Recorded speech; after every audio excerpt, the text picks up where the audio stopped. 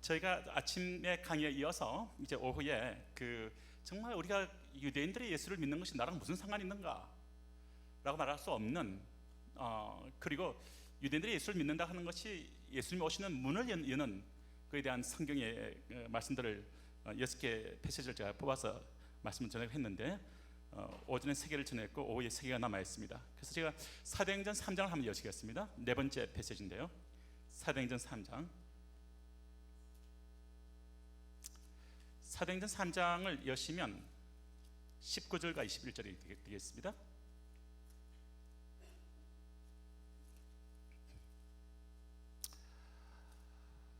(19절) (21절까지) 말씀을 함께 읽도록 하죠. 이 말씀은 예수님께서 하늘로 승천하시고 성령이 부어주시고, 그리고 그 은혜를 능력을 받은 베드로와 요한이 미문에 있는 안전병을 일으켰던 사건이 일어나고, 그래서 수많은 사람들이 그 기적을 보고 베드로에게 몰려들었을 때 베드로가 했던 그 사도행전의 설교가 되겠습니다.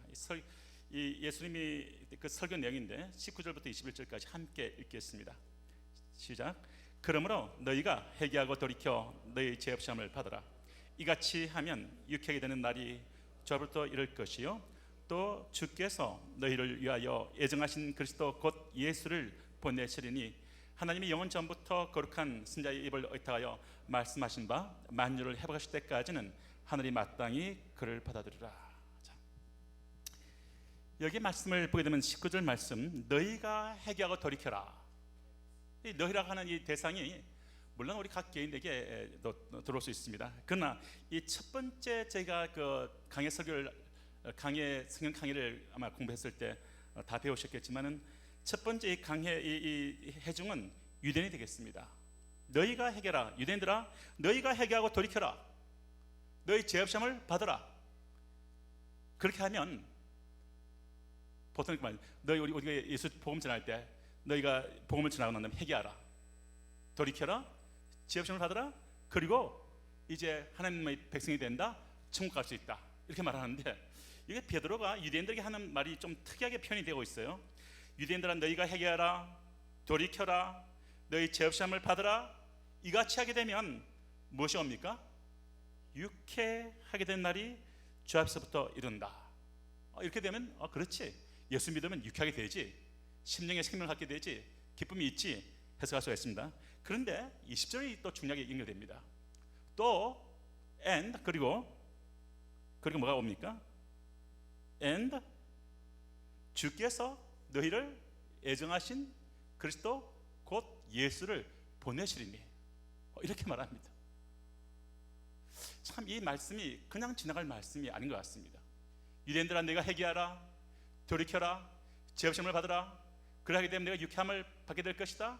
individually, 더 나가서 유쾌하게 하게 되는 날이 올 것이다. 날이란 이 언어적 의미를 생각해 보시고, 그리고 또 주께서 너희를 위하여 예정하신 바 된 그리스도 곧 예수를 보내시겠다. 보통 이렇게 말하지 않잖아요. 예수 믿으라, 거듭나라, 새 생명 얻으라, 그리고 천국 백성 되라, 그리고 천국 갈 수 있는 길이 열린다. 그럴 텐데 이 베드로가 유대인에게 설교하게 될 때 하는 말이, 너희가 회개하고 너희가 돌이키고 죄 없음을 하게 되면 유쾌함을 하게 되는 날이 올 것이고, 그리고 주께서는 그 여호와 하나님이시잖아요. 주께서 너희를 위하여 예정하신 그리스도 곧 예수를 보내신다. 이분은 초림의 예수가 아닙니다. 재림의 예수입니다. 유대인들이 회개하고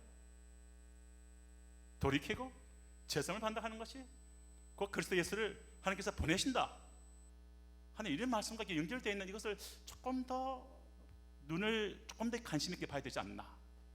그리고 21절 말씀입니다. 하나님이 영원 전부터 거룩한 예언자들의 입을 의탁하여 말씀하신 바 된 만유를 회복하실 때까지는 마땅히 그를 받아들이라. 이 말씀이 Jesus must remain in heaven, 예수는 하늘에 머물러 있어야만 한다. 언제까지? 거룩한 예언자들의 입을 통하여 의탁하여 하나님께서 말씀하신 바에 대한 그 예언들이 성취될 때까지, 그 말씀들이 온전히 다 이루실 때까지, 지금 이런 의미를 갖고 있잖아요. 그러면 거룩한 예언자들의 입을 통하여 말씀하신 바에 대한 예언들이 무엇이 있나? 하고 저희가 성경을 펴서 보기 시작할 때 이미 초림의 예수는에 대한 예언은 성취되었죠. 그리고 재림의 예수는 아직 오시지 않았죠. 그리고 사실 이스라엘의 하나님을 깊이 이야기되면 이 땅에는 많은 이단이 무너질 수가 있습니다. 이스라엘 하나님을 깊이 이야기하게 되면 많은 우상들이 무너질 수가 있고, 오직 예수님을 깊이 있게 알면서 이스라엘 이야기되면 많은 이단이 무너질 수가 있습니다. 신천지 사람들이 만만치 않지만 사실 제가 아는 한 목사님은 그럼 너희가 지금 말하고 있는 여기가 예루살렘이냐? 그게 아니라 성경에 있는 그 예루살렘이다 하는 그 말 앞에 신천지에 있는 한 사람이 꼬꾸라져 가지고 예수께 돌아왔다는 얘기를 들었습니다. 그러면 이 거룩한 예언자들이 입을 통하여 의탁하여 하신 바 된 그 말씀 중에서 두 가지만 찾아보겠습니다. 첫 번째는 스가랴서입니다. 스가랴서 12장. 그럼 제가 이제 예언자들의 입을 의탁하여 하신 바 된 말씀이 뭐가 있나? 유대인들이 회심하고 돌이키는 것이 예수님 오시게 된다는 말과 상관이 있는 것 같은데 그런 말씀이 어디 있나? 그리고 이제 성경을 연구를 해봐야겠죠. 그런 가운데 스가랴서 12장에 스가랴서 일단 7장 1절을 한번 펴시기 바랍니다.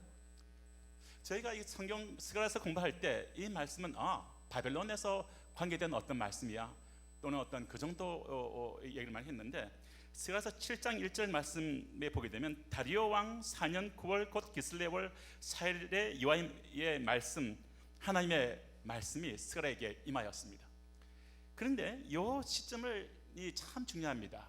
여기 언제 하나님의 말씀이 스가랴에게 임했는지 이 말씀 보게 되면 여기에 연대기적으로 표현이 나타나는 것이 BC 518년 12월 7일입니다. BC 518년이 언제입니까?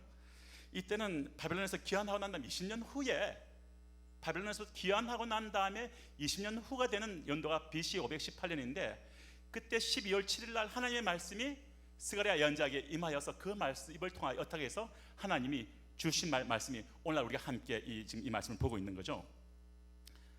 그런데 그렇기 때문에 이 말씀은 바벨론에서 귀한 바벨론과의 관계된 것이 아니라 바벨론 이후에 오게 될 또 제 3차 귀환들에 대한 예언들이 담겨 있고, 그리고 전 세계에 흩어져 있는 유대인들이 돌아오게 된 메시지들이 안에 담겨 있습니다.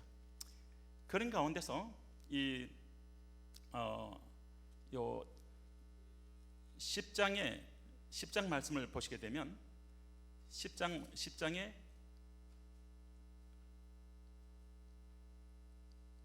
8절과 9절 함께 읽겠습니다. 10장 8절 9절입니다. 시작. 내가 그들을 향하여 휘바람 불어 모을 것은 내가 그들을 구속하였습니다.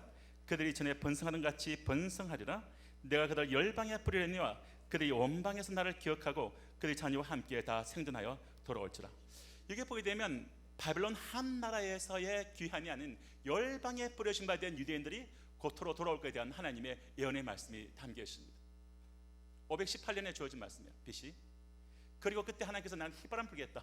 하나님도 휘바람 부십니다. 이게 보게 되면 내가 휘바람을 불어, 마치 양떼가 막 섞여 있을 때 우리가 와서 휘바람 불어도 양떼 절대 안 움직이지 않습니다. 네, 그 목자가 와가지고 휘바람을 쫙 불면 목자에 해당한 양떼들만 쫙 빠져나옵니다. 그 양떼만 쫙 빠져나옵니다. 목자에게. 근데 이 말씀을 보게 되면 정말 그 열방에 뿌려진 그들이 생존해서 고토로 돌아올 것에 대한 말씀이 있고, 6절 말씀도 보게 되면 같이 읽습니다. 내가 유다 족속을 견고하게 하며 요셉 족속을 구원할지라. 내가 그들을 긍휼히 여김으로 그들로 돌아오게 하리니 그들이 내게 내 부름이 없음같이 되라. 나는 그들의 하나님 여호와라. 내가 그들을 드리라. 유다 족속이 있고 요셉이 또 돌아온 것을 예언이 되어 있습니다. 그런데 이 말씀 그런 건데 계속 읽을 수가 있겠죠.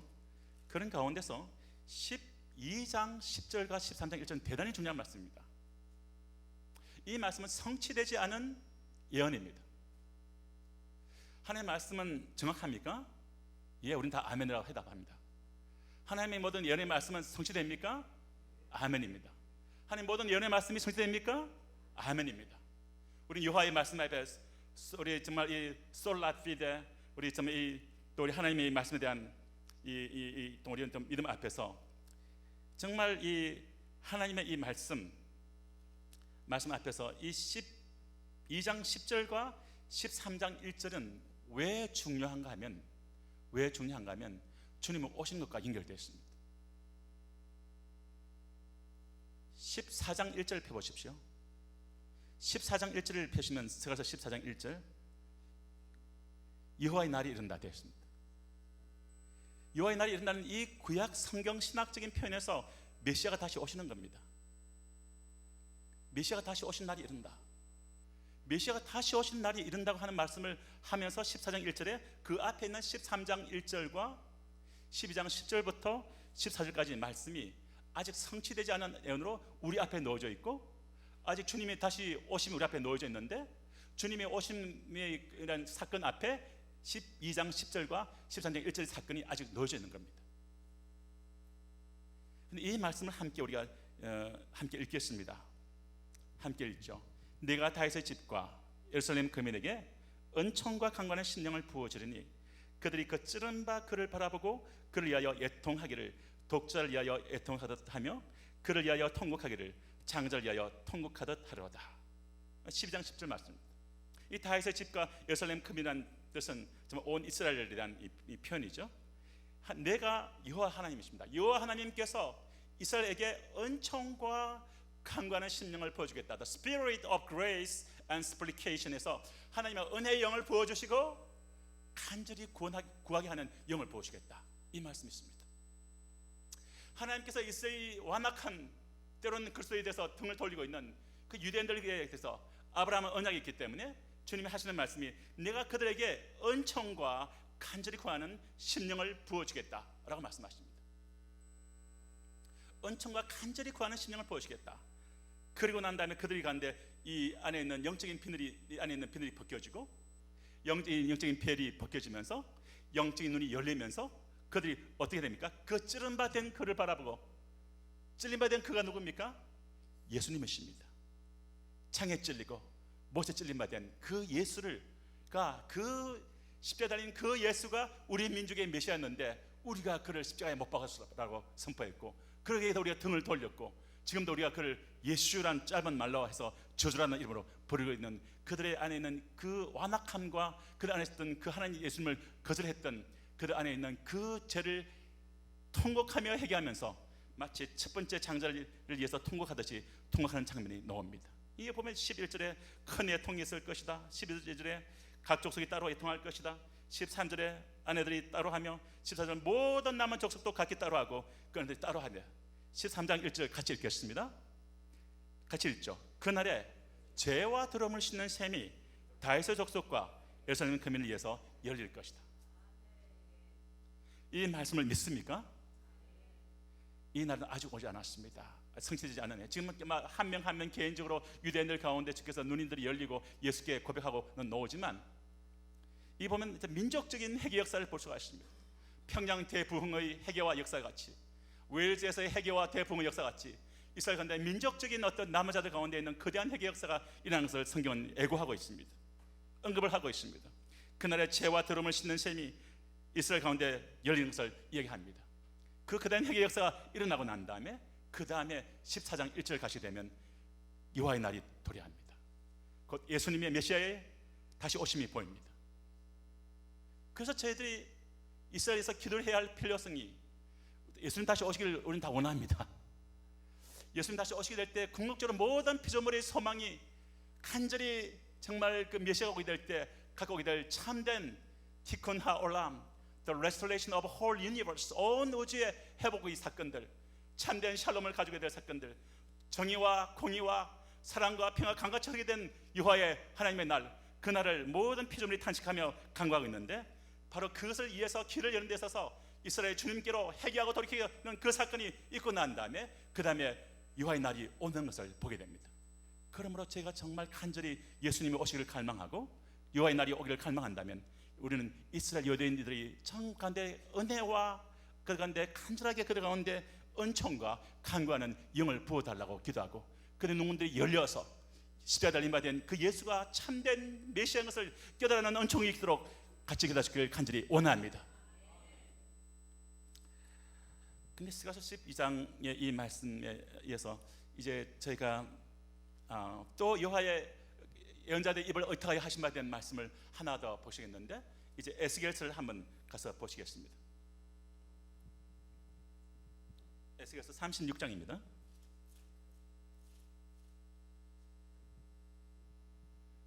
36장에 보게 되면 예언자들의 입을 통하여 의탁한 바에 대한 말씀이 있죠. 근데 여기에 지금 우리 목회자님들이 많이 오셨기 때문에 저도 옛날 이 36장인데, 그러면 워낙 제가 노트북에 두지 않았는데 노트에는 우리 목회자님들이 많이 오셨기 때문에 창세기 15장을 한번 가보시겠습니다. 보고 제가 이렇게 하는 게 좋을 것 같습니다. 그럼 이스라엘에 뭐 특별한 게 있나? 특별한 게 있습니다. 저는 옛날에 없다고 생각했어요. 그런데 성경을 파고들면서 성경 신학을 공부하면서 또 정말 그 귀한 또 월터 카이저 박사님 이런 분들의 강의를 들으면서, 와, 이게 내가 몰랐던 거구나. 제가 한국에 있을 때 액체에서도 강의하고 총신대학원에서도 강의하고 또 이렇게 또 참 이 강의를 하면서도 제가 몰랐는데 미국에 있는 고등코넬 신학대학원에 와서 같이 이렇게 사역을 하면서 하신들도 양육하면서 이런 눈들이 열리기 시작했습니다. 창세기 15장을 한번 봅시다. 제가 몰랐어요, 이 말씀을 한국에 있을 때는.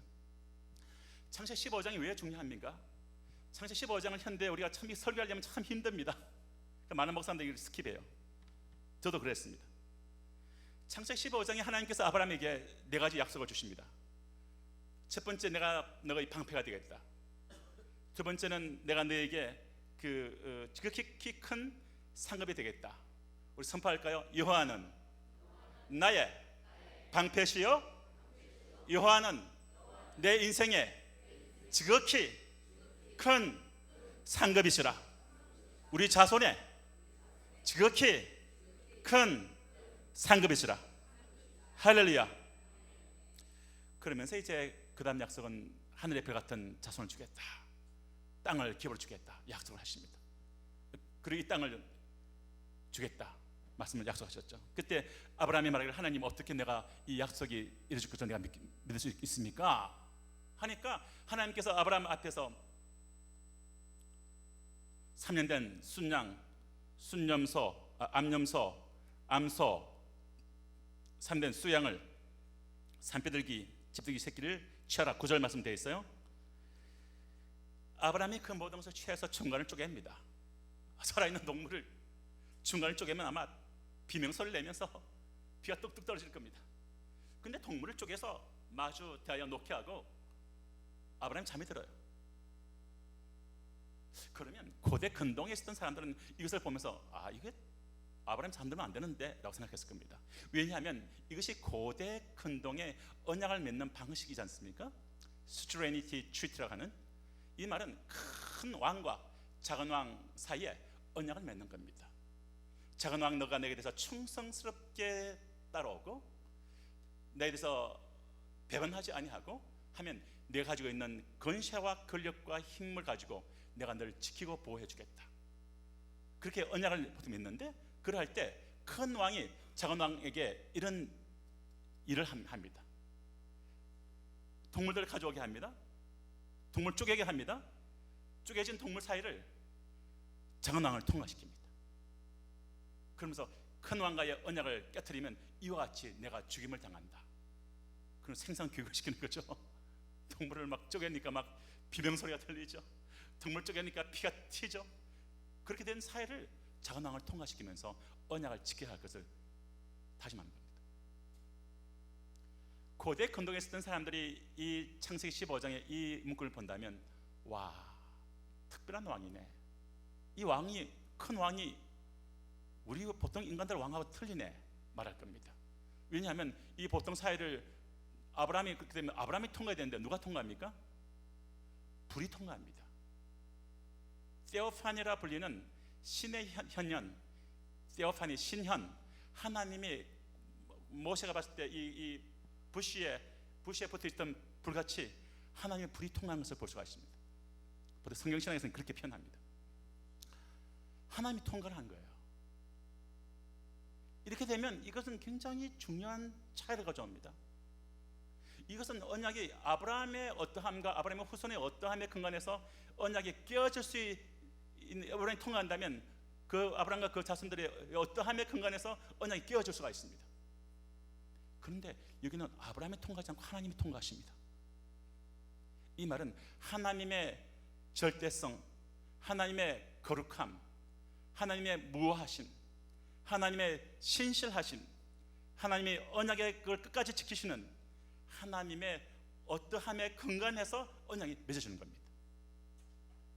깨어지지 않는 언약이죠. 아브라함 언약은 깨어지지 않는 언약입니다. 이 언약은 바이레터럴, 이 쌍무적인 언약이 아닙니다. 유니레터럴, 일방적인 언약입니다. 이 언약은 컨디셔널 카베넌트가 아닙니다. 조건적인 언약이 아닙니다. 이 언약은 언컨디셔널, 무조건적인 언약입니다. 이 아브라함의 창세기 15장에 있는 아브라함의 언약의 반석 위에 아브라함과 그 후손에 대한 언약이 이어지는 겁니다.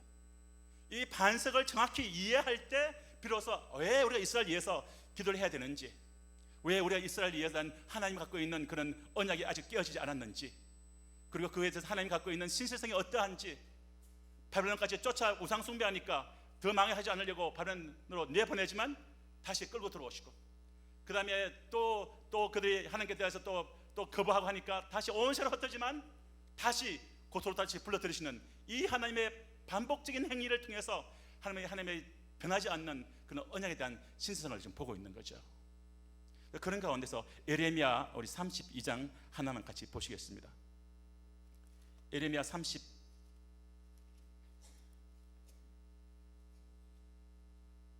32장을 보시면 참 특이한 말씀이 있습니다. 이게 예레미야 30제가 1장을 가겠습니다. 31장 가죠.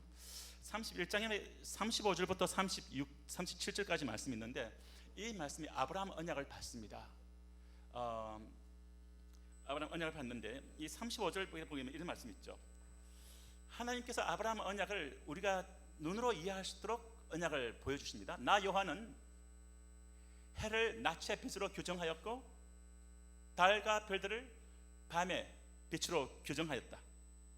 그리고 바다를 휘저어서 파도를 계속해서 파도를 치게 하니까 내 이름은 만군의 여호와다. 내가 말한다.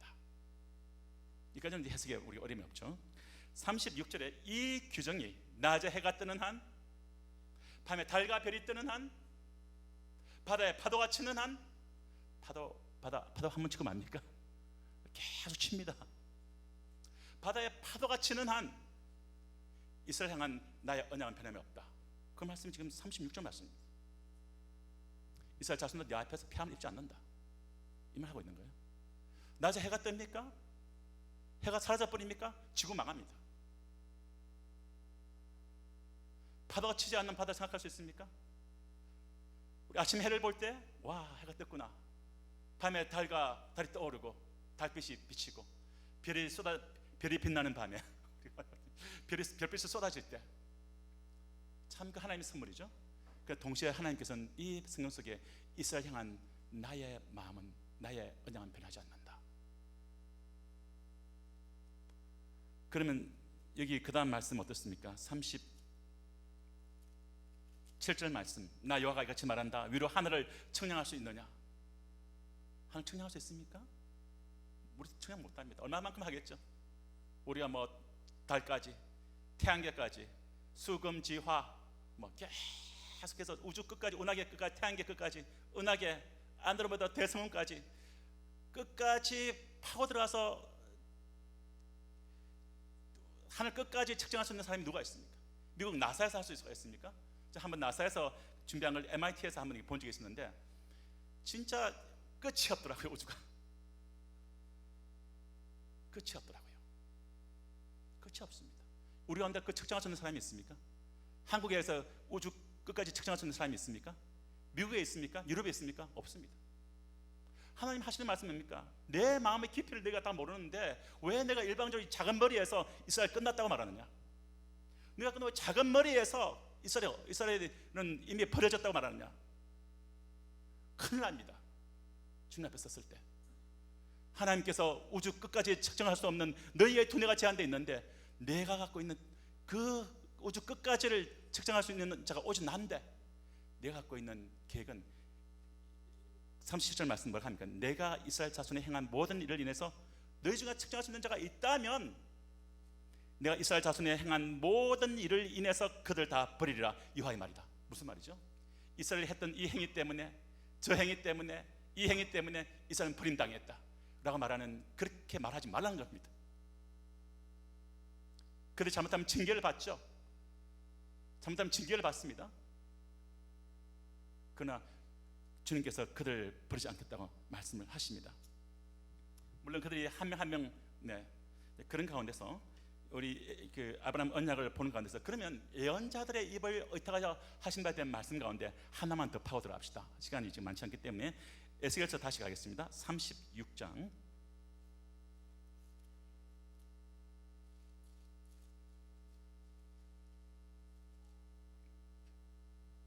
확신 있게 말한 것은, 이스라엘에 대해서 공부하는 게 뭐 그렇게 중요하냐? 사실 저도 뭐 다른 강의하면 더 편하죠. 할 것들 많죠. 이스라엘에 대한 이야기하면 때로는 디베이트도 있죠.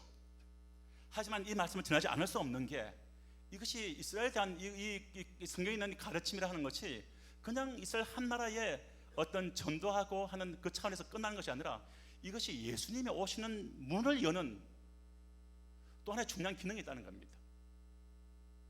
하나님 나라의 도래에 중요한 문을 여는 기능이 있다는 겁니다. 성경을 한번 봅시다. 성경 36장을 가게 되면 18절 말씀에부터 이제 한 7가지 정도의, 여기 7째 예언이 담겨 있습니다. 에스겔에 일어난 예언자의 입을 의탁하여 하나님이 하신 바에 대한 모든 말씀이 성취되기까지는 Jesus must remain in heaven. 예수는 하늘에 머물러 있어야만 합니다. 예수님이 다시 오시기 위해서 에스겔 예언자를 통해서 하신 바에 대한 예언의 말씀 가운데 우리 한번 찾아보겠습니다. 지금부터 7가지를 찾을 거예요. 첫 번째 19절 말씀입니다. 같이 읽습니다. 시작. 그들을 그 행위대로 심판하여 각국에 흩으며 열방에 흩으니. 이 말씀은 18절에 우상 숭배했기 때문에 그들이 전 세계로 흩어지게 되는 그 말씀이 담겨 있습니다. 물론 첫 번째는 어떤 말씀이 될 수 있겠죠. 19절 말씀, 각국의 every nations에 흩어져서 그 열방에 흩어져 있는 그들이 첫 번째가 있는, 이것은 이 말씀이 성취되었습니다. 24절 말씀, 그래서 끝나지 않죠. 같이 읽습니다. 내가 너희를 열국 중에서 취하여 내고 열국 중에서 모아 데리고 고토에 들어가서. 전 세계에 흩어진 바에 대한 그들, not just Babylon, 온 세계에 흩어진 바에 대한 그들을 데리고 어디로 갑니까? 고토에 온다는 겁니다. 아브라함과 이삭과 야곱의 그 땅에 오겠다. 두 번째입니다. 이 말씀이 1881년을 기점으로 해서 유대인들이 고토로 오기 시작했습니다. 황무한 땅에 들어와서 개간을 하기 시작했죠. 25절 말씀, 그러나 들어오는 것이 끝이 아닙니다. 제 친구 아비샬롬이 있습니다. 이티오피아의 유대인입니다. 이 친구가 이티오피아에 처음 들어왔을 때 딱 반이 행복하더래요. 그러고 난 다음에 이 친구가 예수를 믿고 난 다음에 나머지 반이 행복하다, 그렇게 얘기를 하더라고요. 유대인들이 고토로 오는 것이 다가 아닙니다. 하나님 뜻은 거기서 끝나지 않습니다. 24절 말씀의 예언이 하나하나 성취되고 있는 과정에 있습니다. 그러나 세 번째 예언, 25절 26절 예언이 있습니다. 같이 읽습니다. 맑은 물로 너희에게 뿌려서 너희로 정결케 하되 곧 너희 모든 들은 것에서와 모든 우상을 섬김에서 너희를 정결케 할 것이며, 또 새 영을 너희 속에 두고 새 마음을 너희에게 주되 내 육신에서 굳은 마음을 제하고 굳은 마음을 줄 것이며, 또 내 신을 너희 속에 두어 내가 내 윤례를 행하게 할지니 내 길을 지켜 행할지라. 물과 성령으로 거듭나는 것이 있습니다. 우리가 니고데모에 대한 요한복음 3장에 보게 되면, 주여 제가 어떻게 하면 내가 예수님 한 나라 들어갈 수 있습니까? 거듭나야 된다. 어떻게 해요? 물과 성령으로 거듭나야 된다. 여기 보십시오. 25절과 26절, 물과 성령으로 이스라엘 유대인들 거듭나가겠다는 약속이 있습니다. 여기서 끝납니까? 28절, 29절, 30절 말씀 보게 되면 그 황무한 땅이 개간되고 풍성한 곡식이 나올 것을 얘기합니다. 1885년도 마크 트웨인이 이스라엘을 방문했을 때 그 당시 투르크라 하는 나라에서 이스라엘 통치하고 있었는데, 그 당시에 있었던 기록에 의하면 이스라엘 땅 전역이 참 황무했다고 합니다. 이유 중에 하나가 그 이스라엘 전체에 있는 나무 그루를 다 합쳐도 2,000그루가 안 됐대요. 그 말이 됩니까? 이 3번 이 주변에도 나무 2,000그루가 넘겠죠. 그다음 트루크에서 나무 한 그루 한 그루도 세금을 안 내겠습니다. 그러니까 사람들이 세금을 낼 수 없으니까 나무를 다 잘라버렸습니다. 비가 오면 뭐 완전히 뭐 황폐한 산이 되는 거죠. 그리고 지중해 해변에 있는 그 현재 샤론 평 같은 모래로 뒤엎었습니다.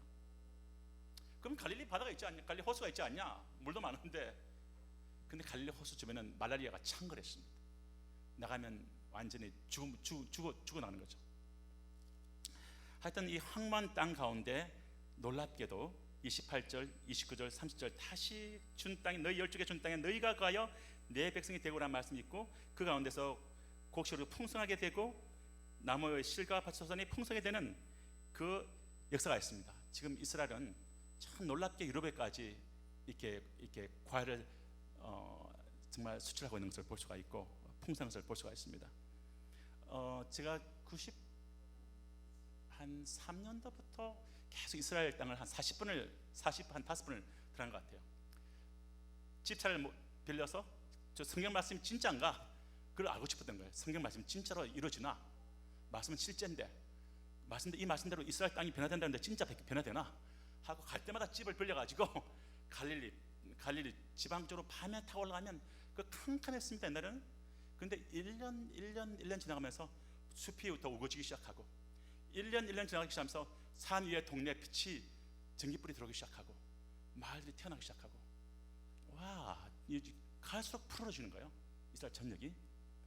그래서 보게 되면 이 33절 말씀, 나 주 여호와가 말한다, 너희를 모든 자에서 이렇게 해서 34절 말씀, 저는 지나간 자의 눈에 황무하게 보이던 그 황무한 땅이 장차 기근이 될지라. 3일 이 땅이 황무하던 이전 에덴 동산같이 되었고 황량하고 적마하고 무너진 성읍들의 성벽과 금이 있다 하리니. 그래서 그 황량했던 그 땅이 더 푸르러지고 에코시스템이 바뀌기 시작하고, 나무가 200그루, 2,000그루 있던 땅이 지금 수십억 그루가 심어졌으니까 나무와 나무 사이에 그늘이 생기고 지능이 기어다니고 그 사이에 작은 생물들이 깃들기 시작하고, 그러다 보니까 이 마이크로 에코시스템이 바뀌는 거예요. 생태계가 바뀌기 시작하고 마이크로 클라이밋, 이 미기후가 바뀌기 시작한 거죠. 그 여름이 되면 옛날에는 참 삭막했습니다. 근데 제가 이번에도 2개월 전에 이스라엘 가서 보니까 무개구름이 한참 피어 있고 여름인데 비가 쏟아지는 거예요. 그만큼 이 땅이 바뀌고 있습니다. 1880년대 유대인들이 들어오셨는데 참 놀라운 기록이 하나 있는데, 1947년도에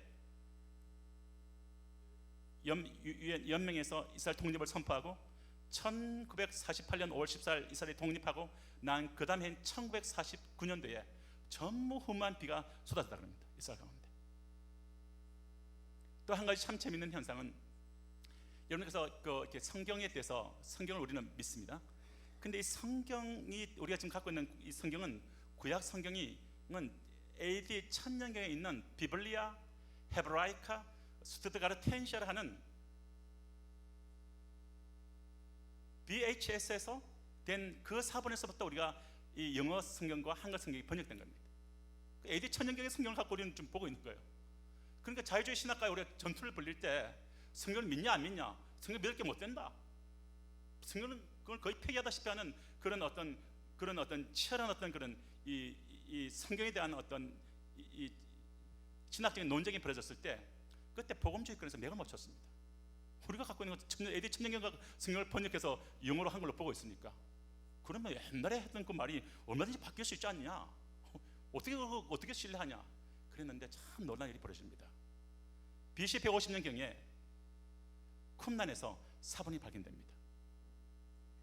알다시피 BC 150년경에 쓰여졌던 쿰란 사본은 AD 1000년경에 썼던 비블리아 헤브라이카 스투트가르텐시아보다 거의 1150년이 앞선 겁니다. 이 성경이 딱 드러났을 때 리버럴 디얼라지안 스쿨하고 이벤젤리컬한 디얼라지안 스쿨하고 아주 양쪽 다 긴장했습니다. 왜냐하면 이 성경이 딱 가지고 BC 150년경 사본이 나왔는데 가지고 우리 성경 딱 비쳤는데 우리 성경이 반이 틀렸다 이러면 우리는 완전히 망하는 겁니다. 우리가 솔라 피데를 어떻게 따라합니까? 우리 성경을 어떻게 믿습니까? 우리 신앙의 근거가 성경인데 양쪽 다 긴장했습니다. 그런데 이 쿰란 4번 성경이 우리 현재 성경을 봤을 때 이 쿰란 성경이 이게 발견됐다는 것이 언제 그게 나온 줄 아십니까? 한편 방송으로 이스라엘이 이제 독립국가 State of 이스라엘이 하나의 독립국가로서 인정합니다라는 그 이스라엘이 독립국가 됨을 선포하는 그 방송이 함께 놓을 때 다른 한편에서 쿰란에서 사회 사본이 발견됐습니다는 방송이 동시에 나왔습니다. 이것이 우연일까요? 그리고 쿰란 사본을 현대 우리가 보이는 성경 봤을 때 거의 똑같았습니다. 하나님 말씀은 틀리지 않다는 겁니다. 하나님도 섭리가 있습니다. 성경을 믿습니까? 성경에 기초하십니까? 우리는 철저하게 성경의 반석에 서야 할 줄로 믿습니다. 성경이 이스라엘에 대해서 하시는 말씀을 믿으시기 바랍니다. 성경에 예수님이 다시 오신다 하는 것을 믿으시기 바랍니다. 주의 날에 올 줄로 믿습니다. 오직 예수의 십자가의 보혈만을 통해서 구원받는 줄 믿습니다. 성령 우리와 함께하는 줄로 믿습니다. 이게 보게 되면 이 이스라엘이 땅이 항만한 땅이 기억될 것이 나옵니다. 그런 가운데 37장을 가시게 되면 에스겔서 말씀 보게 되면 아주 마른 뼈 같은 이스라엘 땅 가운데 생기가 들어서 살아나는 모습이 보입니다. 1900년 동안 마른 뼈같이 이스라엘이 생명 없이 살았는데, 예수 없이 살았는데, 근데 그 이스라엘이 이 마른 뼈 같은 것이 다시 생기가 들어서 살아나는 모습을 보여주는데, 이 두 가지 현상이 보입니다. 하나는 물리적인 회복이 보이고 또 하나는 영적인 회복이 보입니다. 1절부터 8절까지 보게 되면 물리적인 회복이 보입니다. 1900년 동안 온 세계 모래같이 흩어져 있던 이스라엘이 1948년 5월 14일 독립이 되고, 그리고 물리적인 회복이 진행이 되고 있는 거죠. 그러나 9절 말씀 보게 되면 이런 말씀이 있습니다. 8절 말씀은 그 속에 생기가 없다고 합니다. 생기가 없다. 생기가 누굽니까? 하나님의 기운이요, 성령이요, 그래서 영인 줄로 믿습니다. 유대인들 가운데 예수 영이 없다는 겁니다.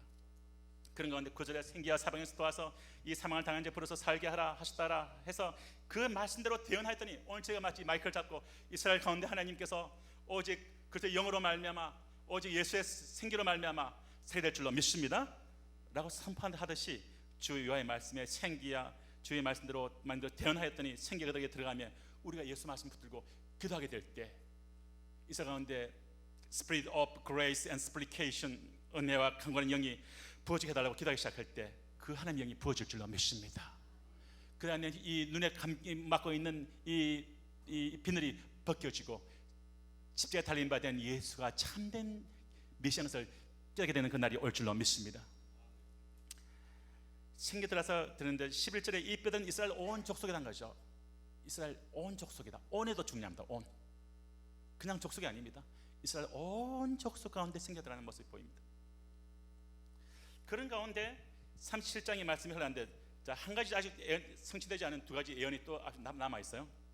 15절부터 28절 사이에 또 한 가지 아직 성취되지 않은 예언이 남아 있습니다. 이 예언은 이 예언에 대해서 저는 사실 이 강의를 들을 때 내가 이스라엘에 대해서는 이스라엘이 회개가 돌아올 것을 믿지만 내가 지금 이 말을 그때 닥터 월터 카이즈가 그때 강의를 해줬는데 제가 들으면서 그건 미션 임파서블 그랬습니다. 그거는 진짜 힘든 거다. 어떻게 가능하냐? 제가 그랬습니다. 그랬는데 이 말씀이 제가 최근에 이스라엘 가서 보니까 이 말씀이 성취되고 있는 거예요. 조금씩 아주 비기닝 스테이지에서. 그래서 보게 되면 15절 이후로 말씀을 보게 되면 어떤 말씀이 있습니까? 저는 옛날에 대학교에 있을 때 그때 누구죠? 그 목사님이 오셔서 이 두 개의 막대기를 하나로 해서 남한과 북한이 한 막대기 돼서 통일왕국이 되고 하면 우리 청년들이 아멘 하고 막 같이 눈물 흘리면서 통성 기도하고 있는데 저는 그날이 올 줄로 믿습니다. 예수의 복음이 한반도를 덮기를 주님은 축원합니다. 그런데 15절 이후로 말씀을 보게 되면 16절에 이 말씀이 있죠. 인자야 너는 막대기 하나를 취하여서 그 위에 유다와 거짝 이스라엘 자손을 쓰고, 유다와 거짝이 쓴다. 남한국 유다.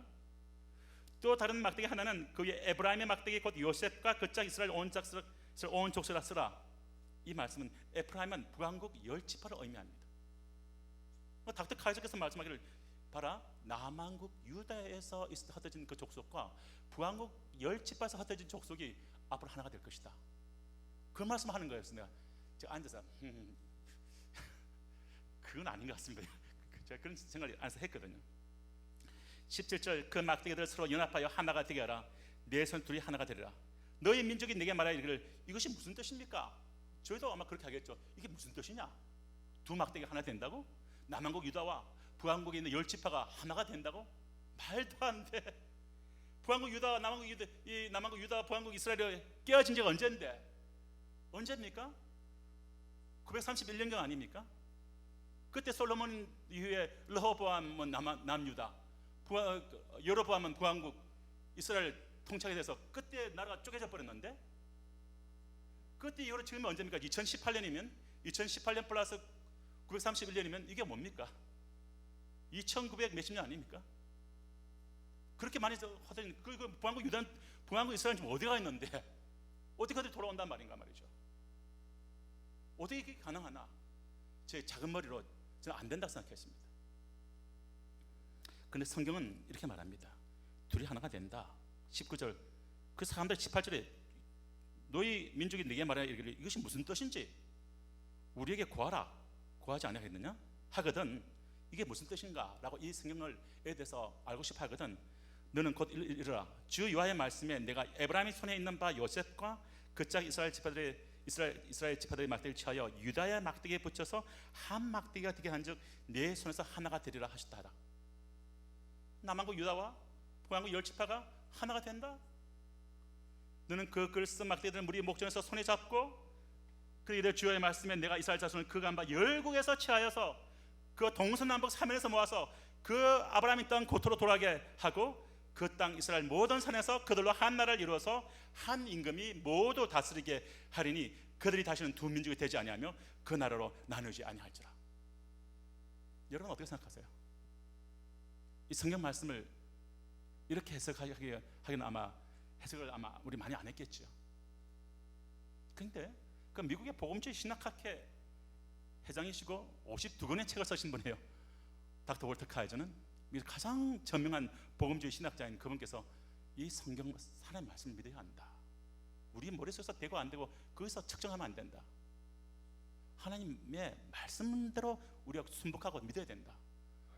때가 되면 이 말씀이 성취될 것이다. 남한국 유다의 두 지파와 전 세계 곳곳에 흩어져서 어디에 숨어 있는지 알지도 못할 북한국 10지파가 돌아오게 될 것이다. 그리고 그들이 물론 남한국 유다로 북한국 10지파의 일부가 흘러내려갔죠. 북한국 이스라엘이 아수르 끌려갈 때 성경 볼 수가 있어요. 하지만 곳곳에 흩어져 있는 그들이 다 함께 모아져서 하나로 돌아올 것이고 그들이 한 나라가 되는 날을 보게 될 것이다. 그러셨어요. 제가 저희가 이스라엘 사역함과 열방 사역을 같이 합니다.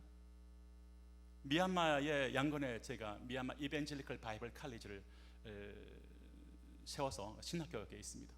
참 감사하게도 저 북쪽에 있는 친스테이트를 하는 친스테이트의 한 20에이커 땅을 기증받으면서 거기다 캠퍼스를 지금 준비하고 있습니다. 참 놀랐던 거는 우리 모르고 들어와서 캠퍼스를 세우고 그 일을 하고 있는데 거기 가보니까 므낫세 지파가 살고 있는 거예요.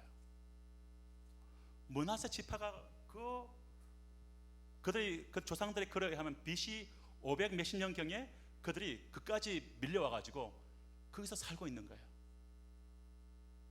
살고 있고 그들이 그대로 그 옛날 그 자기들 조상 유전 받아서 그대로 행하고 있는 거예요. 저는 와 이것도 뭐지? 나는 열방에 선교하려고 여기까지 왔는데 유대인들이 또 살고 있네. 므낫세 지파가 살고 있는 거예요. 제가 또 양육했던 형제를 그 미얀마에 있는 그 신학교 교장을 찾는데 이 형제가 또 유대인 피가 또 섞여 있는 걸 알게 됐어요. 참 몰랐죠.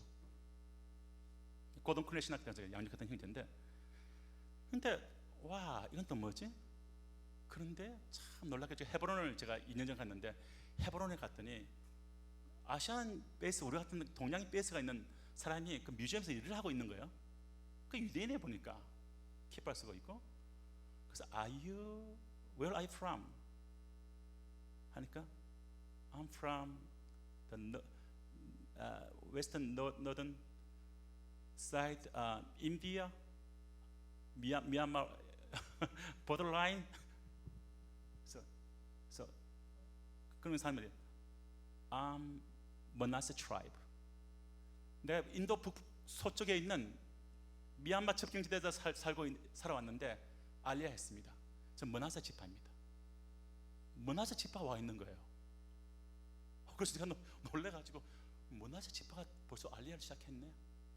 그럼 이게 그냥 들어옵니까? 그냥 뭐 아무나 들어오게 합니까? 이스라엘 정부가 얼마나 이스라엘 사람들 머리가 좋은데. 처음에는 300명 들어왔다는 얘기를 제가 들었어요. 처음에 봤을 때 텔아비브에 들어와 있고 헤브론에 들어와 있고, 주로 헤브론하고 갈릴리 바닷가에 있는 타이베리어스 그 도시에 들어와 있더라고요. 그런데 지금 매년 들어오기 시작하면서 얼마나 들어온 줄 아십니까? 7만 명이 들어와 있습니다. 머나세 지파만. 그게만 있습니까? 아니잖아요. 지금 중국 안에 있는 취양 족속, 그쪽 족속이 지금 들어오려고 준비하고 있잖아요. 이미 들어오기 시작하잖아요. 티베트에 있는 유대인들 발견되고 있잖아요. 우크라이나 유대인들이 얼마나 많이 있는지 지금 계속 발견되고 있잖아요. 아까 우리 저기 얘기했죠. 우리 그 코케 목사님이 자기 유대인인 것을 드러내지 않는다고. 워낙 핍박을 받았기 때문에. 미국에서 제가 살면서 보면 굉장히 유대인들의 라스트 네임하고 비슷한데 이름을 살짝 바꿔놓은 것들이 있어요. 물어보면 유대인들이에요. 핍박을 피해서 자기가 다 숨긴 거예요. 그런데 지금 10지파들이 곳곳에서 계속 발견들이 되고 있습니다. 취양 쪽에서, 티베트에서,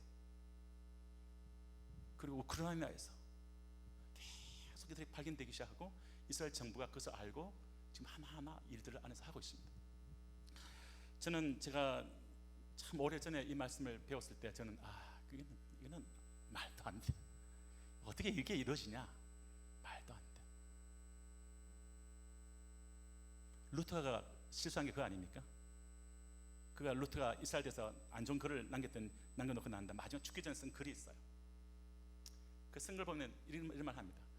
눈에 보이는 저 이스라엘은 이스라엘이 아니다 라고 내가 글을 썼었다. 왜냐하면 그들이 정말 성경적인 성경학자니까 성경대로 하면 그들이 이렇게까지 1400년 전으로 1500년 전 지나도 이렇게 모량하게 온 세계에 흩어져 있고 예수를 안 믿고 있고 그 나라도 이루지 못하고 있는데 저들이 그 이스라엘 아니다 라고 말했던 거죠. 그런데 만약에 루트가 몇백 년만 더 살았더라면 그가 알았던 성경의 해석에 의해서 했던 그 말이 실제로 보게 되었겠죠. 루터와 다르게 우리가 알고 있는 스펄전 목사님은 어떻게 합니까? 대영 제국이 온 세계에서 가장 강력한 영향을 끼치고 있을 때 런던에 있었던 가장 큰 교회인 타버나클 철치에서 담임 목사가 계시면서 아직 이스라엘이 온 세계에 흩어져 있는 상태에서 찰스 스펄전은 말하기를 성경에 근간하면 이 유대인들은 이스라엘로 갈 것이다. 그들은 예수를 행해서 나오게 될 것이다. 그들은 그들의 국가를 세우게 될 것이다. 그런 것을 다 스펄전은 선포하지 않았습니까? 스펄전만 그렇습니까? 아니에요. 곳곳에 있는 청교도들 가운데서 그런 것을 이야기하는 것을 볼 수 있습니다. 그래서 웨스트민스터 신앙 고백은 어떻게 말합니까? 우리가 잘 알고 있는 웨스트민스터 신앙 고백을 얼마나 우리 장로교는 중요하게 여깁니까? 저도 장로교 한 목사로서 얘기를 하겠는데 장로교에서 웨스트민스터 신앙 고백을 아주 중요시 여기고 있는데 웨스트민스터의 신앙 고백 안에서 어떻게 되어 있습니까? 그 웨스트민스터 아베이에서 그 당시에 있었던 가장 저명한 청교도 신학자들, 영국에 있었던 그런 신학자들이 만들었던 웨스트민스터 고백이 그냥 나온 겁니까? 아니에요. 얼마나 성경을 파고들고 성경을 가지고서 그 고백서를 만든 거 아닙니까? 캐리키즘을. 그게 어떻게 됐습니까? 주님이 하셨던 기도문을 이래서 얘기하면서 이렇게 말합니다. Thy kingdom come. 주께서 우리에게 맨데이트를 주셨는데 주의 나라가 임하옵시고라고 기도하라고 하셨다. 그럼 주의 나라가 임하기 위해서 해야 할 것이 두 가지가 있다. 첫 번째, 이 복음이 모든 종족 가운데 선포되도록 하자. 두 번째, 이스라엘의 민족적인 핵심이 나도록 하자. 이것이 담겨 있어요. 이것이 웨스트민스터 신앙 고백에 담겨 있습니다. 그리고 웨스트민스터 신앙 고백에 어떤 것이 담겨 있습니까? 모범된 예배를 드리려면 이 항목을 빼지 마라. 유대인들이 핵심하도록 기도하라. 이것이 담겨 있습니다. 왜 그렇게까지 청교도들이 그 말을 했을까요? 왜 그렇게까지 우리의 신앙의 선배들이, 그렇게까지 성경을 붙들고 있었던 선배들이, 이단으로부터 교회를 지키려고 애를 썼던 그 선배들이 그렇게까지 강하게 말을 했습니까? 왜냐하면 이스라엘이 주님께 돌아오는 이것이, 모든 종족 가운데 복음이 전파되는 이것이, 모든 믿는 자들이 그렇게 사모하는 예수님이 다시 오시는 것과 오게 될 하나님 나라와 연결되어 있기 때문에 이것을 기도하도록 그렇게 웨스트민스터 신앙 법에 들어가 있는 겁니다. 제가 이것에 관계해서 혹시 필요하면, 지금 목사님들이 오셨기 때문에 제가 이 일을, 내가 성령을 통해서 내가 발견하고 있는 이것이 분명히 곳곳에 정말 신실한 신앙의 선배님들이 알고 있을 텐데 라는 생각이 들어서 좀 파고 들어가 봤습니다. 그런 가운데 우리가 알고 있는 하여튼 그 켈빈 베자, 그대로 존 오웬, 그대로 참 이렇게 우리 G.E. 레드, 뭐 하여튼 우리가 알만한 사람들 엄청나게 많이 들어 있습니다. 제가 이거 가지고 얼마 전에 교신대 그 신학과에 그 담당하는 그 교수님하고 같이 식사를 하면서 이 책을 식사하다 들었더니 쭉 펼쳐보더니 신뢰하는 분들이 가득히 들어있네. 이건 그러면서 이분 눈이 크시더라고요. 여러분들, 제가 나가실 때 그 이메일 주소를 남겨주시면 제가 지금 요거를 제가 하나씩 붙여드리는지 어떤지 해보겠습니다. 이걸 과한 목사님들, 특히 오신 여기 굉장히 귀한 목사님들 많이 와 계시는데, 목사님들이 참 중요합니다. 목사님들이 하나님이 성령을 향한 하나님의 뜻, 예수님 오시는 길을 여는 것과 주의 나라가 임하게 하는 일에 우리 목사님들 소명이 참 중요합니다. 이를 향해서 막아버리면 성도들이 나가지 못합니다. 목사님들 주의 말씀에 순박하고 엎드려 버리시면 주의 말씀이 성도에게 흘러갈 줄로 믿습니다. 그래서 이거 제가 정말 기꺼이 보내겠습니다.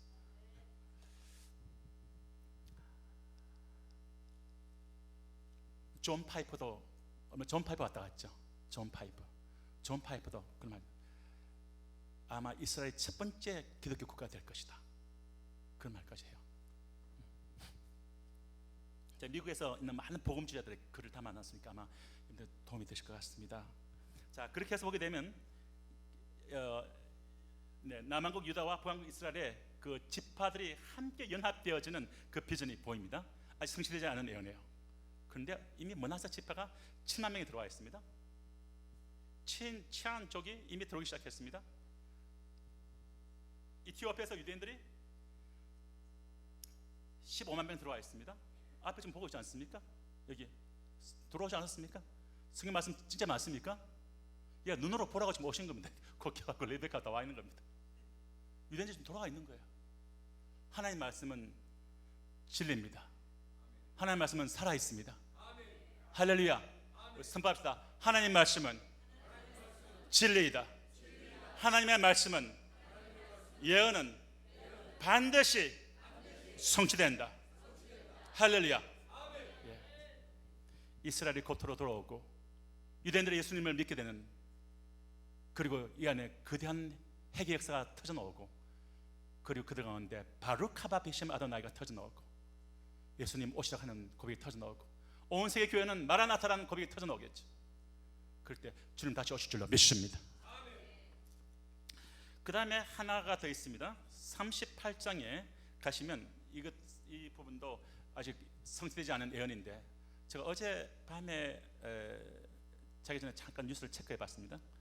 봤더니 참 재밌는 뉴스가 있더라고요. 러시아, 소련하고 이란하고 터키에 각 나라 리더들이 함께 모여서 연합 동맹 회의를 한다는 게 나오더라고요. 이게 또 뭐지? 우리 한번 38장 이후로 한번 봅시다. 이미 2500년 이상 전에 쓰여진 바 된 에스겔서 말씀인데, 이 말씀이 현재 이 말씀이 우리 눈앞에서 이루어지고 있습니다. 38장을 보게 되면 앞으로 이스라엘에 오게 될 그런 전쟁이 있습니다. 전쟁이 있는데 2절을 보게 되면 로스와 메섹과 두발 왕이 나오고 러시아가 보이죠. 로스에 대한 그 자세한 엑스지를 보게 되면 러시아 남부인 것을 알 수가 있습니다. 그리고 메섹과 두발은 터키 쪽에 있는 것을, 터키인 것을 알 수가 있습니다. 그리고 5절을 보게 되면 그들과 함께 한 바 방패와 투구를 갖춘 바사가 나옵니다. 바사가 어디입니까? 페르시아, 이란입니다. 그리고 구스는 어디입니까? 이티오피아입니다.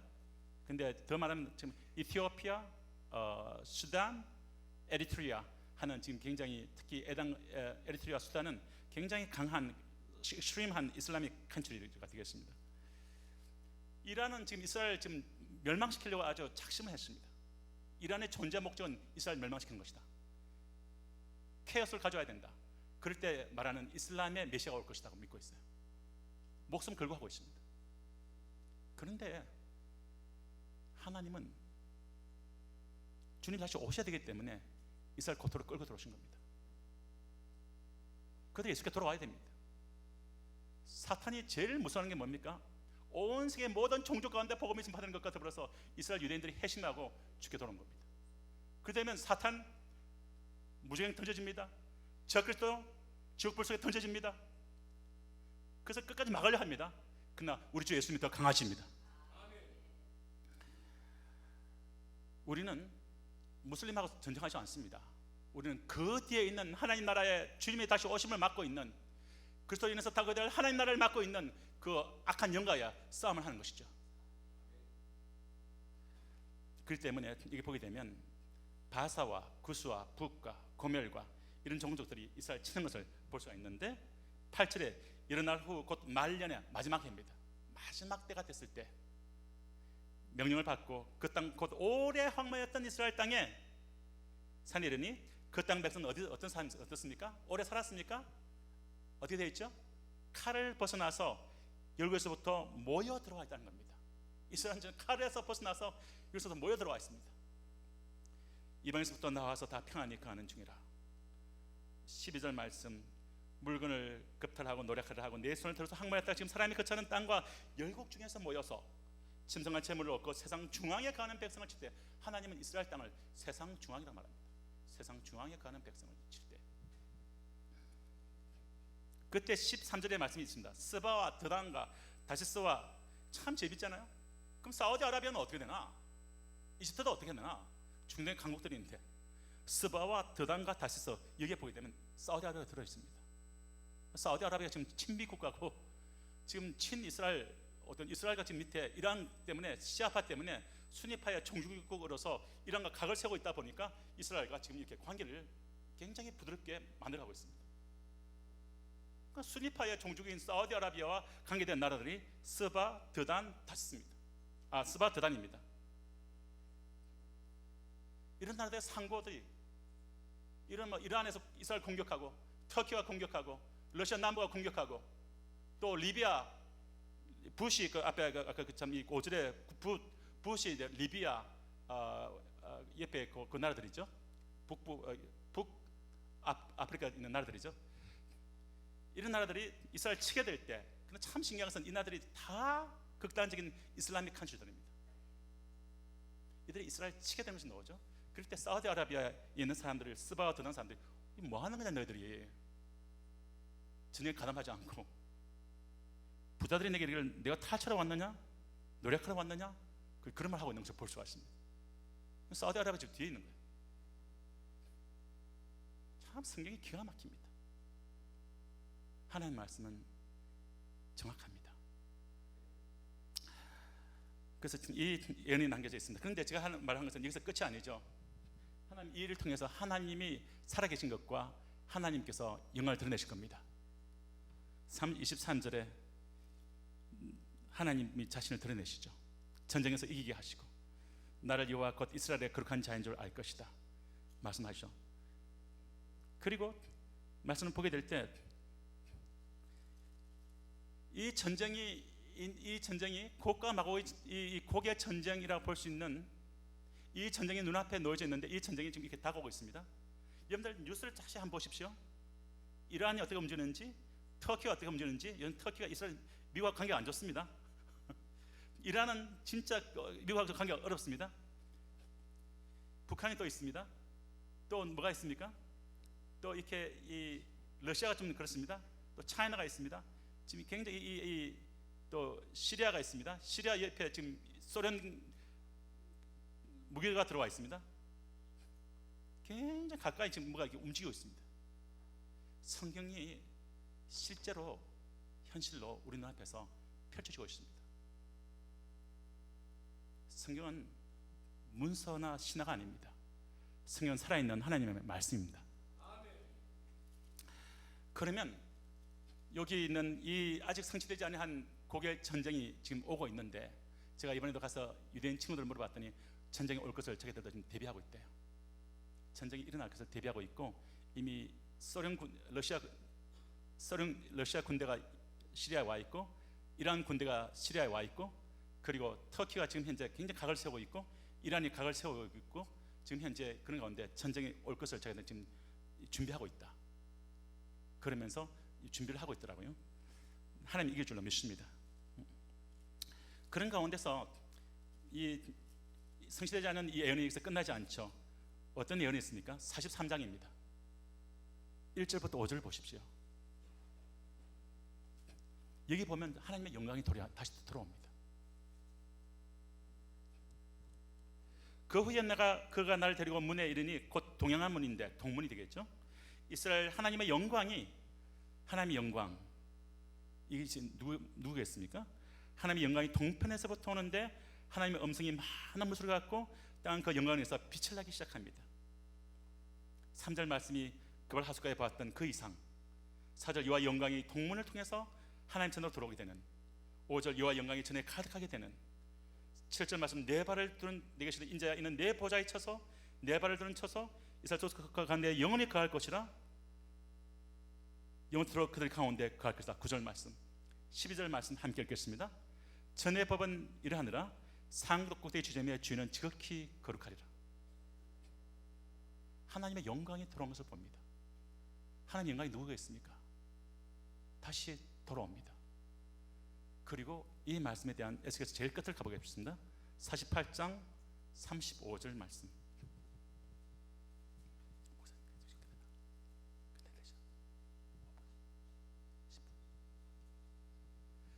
에스겔서 48장 35절 말씀을 함께 읽겠습니다. 같이 읽죠. 시작. 그 사면의 도합이 1만 8천 척이라. 그날 후로는 그 성읍의 이름을 여호와 삼마라 하리라. 여호와 삼마가 뭡니까? 요즘 더우니까 여름이니까 삼마 그 삼마는 아니겠죠? 뭡니까? 여호와 the Lord is there. 주께서 여기에 계신다. 그 계신다.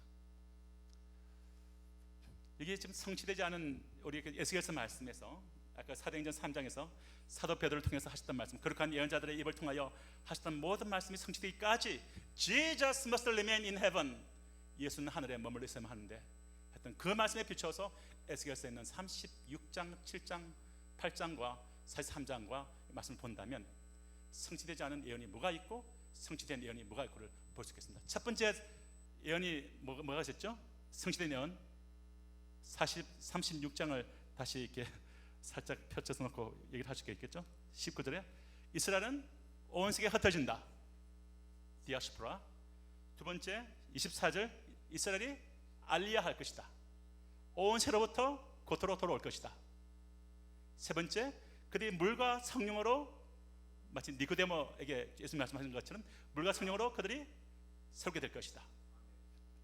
네 번째 그 땅이 생태계가 바뀌고 풍부한 가시 양식이 나오기 시작하고 그렇게 될 것이다. 그리고 그 곳곳에 마을들이 태어나기 시작할 것이다. 그 말씀이 지금 성취가 되고 있죠. 그 다음에 말씀이 뭡니까?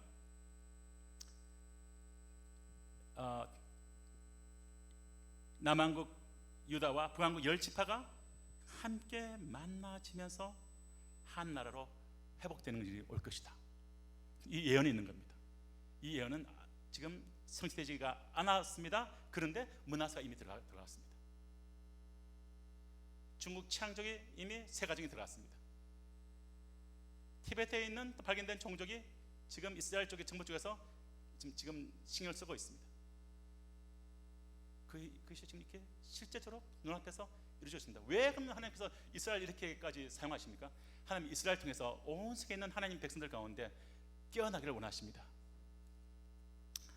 그런 가운데서 그 다음에 있는 마지막 예언이 고개 전쟁에 대한 얘기를 하고 계시죠. 그 전쟁을 위한 무대가 지금 많이 준비가 되고 있습니다. 앞으로 뉴스를 보시게 될 때 이란과 터키와 시리아와 사우디아라비아와 또 소련과 중국 관계를 중국 좀 빠져 있지만 지금 자세히 보십시오. 어떻게 이들이 연맹하고 어떻게 미국과 각을 세우고 어떻게 결정적으로 이스라엘 치게 될 것인지 아마 뉴스에 계속 나올 겁니다. 보실 때 이게 주님 오시는 사인이구나, 그렇게 보시면 돼요. 한 번은 AD 70년경에 성전이 불탔을 때 이스라엘 최고 랍비가 눈물을 흘리는 여인에게 그런 말 했대요. 괜찮다 그랬답니다. 여인이 아니 우리가 그렇게 중요하게 여기는 성전이 불탔는데 괜찮다는 것이 무슨 말입니까? 그 당시 가장 존경받는 랍비에게 대해서 랍비가 이렇게 말합니다. 메시아가 오게 될 것이다. 성경에 되어 있는 그 예언들 가운데서 이스라엘의 그런 일이 있고 온 세로 흩어지고 때가 되면 돌아올 것이고 때가 되면 도래가 되는 메시아가 돌아오게 되는 메시아가 오게 되는 그것을 보신 분이죠. 저희가 이러한 거룩한 예언자들의 입을 의탁해서 하셨던 바 된 이 예언의 말씀 7가지를 잘 한번 에스겔서를 통해서도 이렇게 붙잡으시고, 이스라엘은 시계입니다. 이스라엘은 칠판입니다. 하나님께서 무화과 나무 비유를 비우라고 그러셨어요. Learn the lesson, the fig tree. 무화과 나무에 대한 교훈을 배우라. 이스라엘을 자세히 보라. 주님 언제 다시 오십니까?